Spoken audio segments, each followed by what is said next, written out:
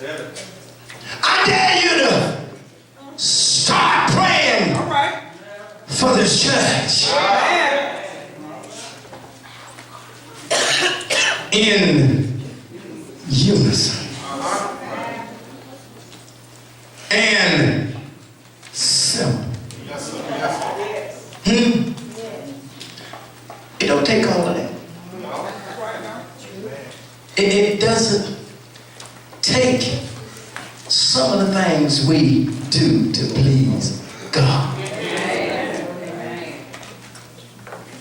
And what did Paul say was vain repetition?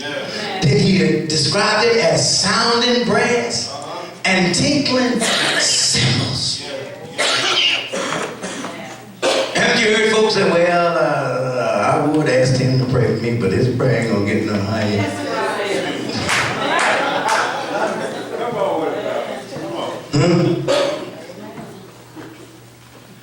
All right, let me get in the book. I want you to understand now, we've got to go back to the first chapter of Chronicles to really see what was going on here and to see how God will stick things in his word so that if you ain't saved, you'll miss it. And the first thing is that we got to understand about the Chronicles. First and Second Chronicles, they are nothing but books of genealogy. And the genealogy is on the tribe of Judah, or Judah, the other half of Israel, and it deals with a certain number of people even before Jabez came on the scene. Now, if you look at verse 1, the first name you're going to see in that verse is going to be who? Who was Adam? The first man that God created. Making sense? So, the first book, the first Chronicles start with the genealogy of Adam, and it goes up to who? Noah. I'll help you out. You can read it when you get home. Then it comes on with the sons of Japheth, the sons of Ham, the sons of Ishmael, the sons of Keturah, the sons of Esau.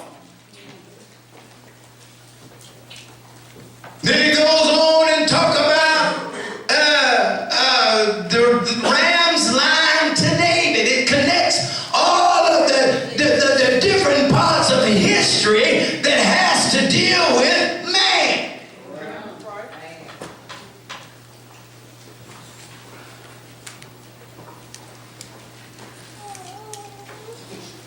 Where? We don't want to talk about the sons of Caleb. On about David's line to Zedekiah. Then it comes to the line of Hur and the family of Ashur.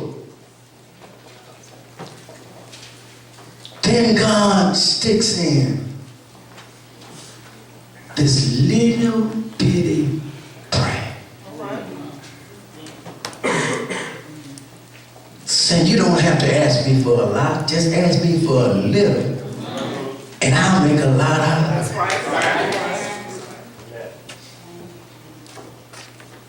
Can I just talk to you today? Just stand still and let. I'm about through already. I just need you praying.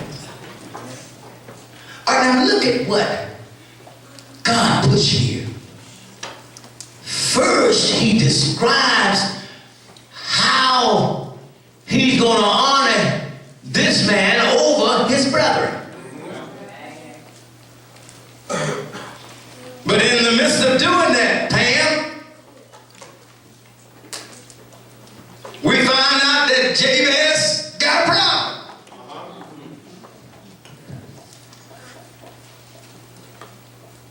Some of y'all saying, ooh, that's sad.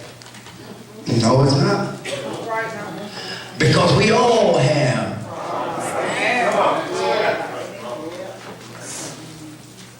We all have sin and come. But when you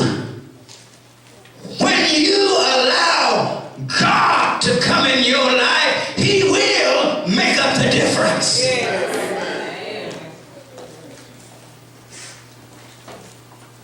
Verse 9 says, and Jabez was more honorable than his brethren.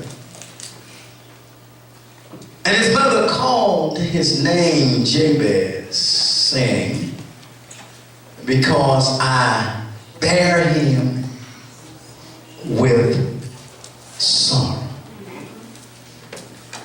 Now the Bible does not suggest what sorrow she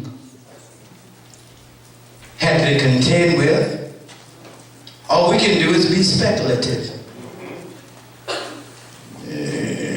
We've got to understand now that Joshua has brought these people now up until the Canaan land, and Jabez's family, no doubt, had to deal with calamities. Number one could be the reason. Or number two, his father could have abandoned them during her pregnancy. Or they could have been undergoing a famine. She didn't think things through before becoming pregnant.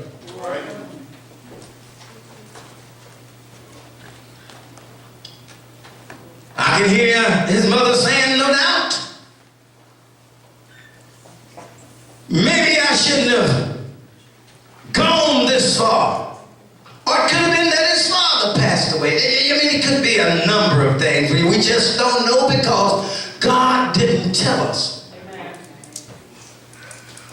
But we know that he was born in sorrow. All right.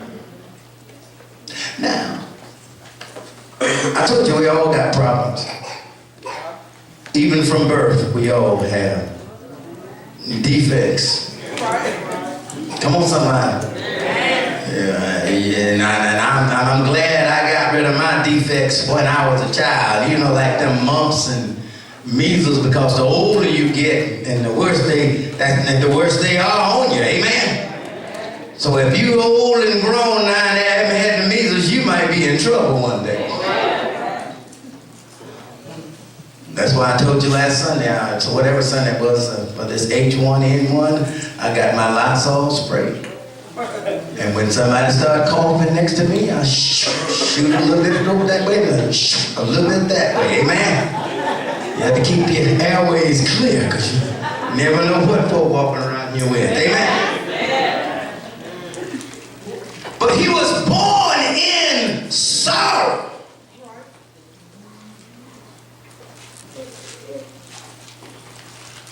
Can you picture him going to school? And all the bullies saying, well, here come old sorrow.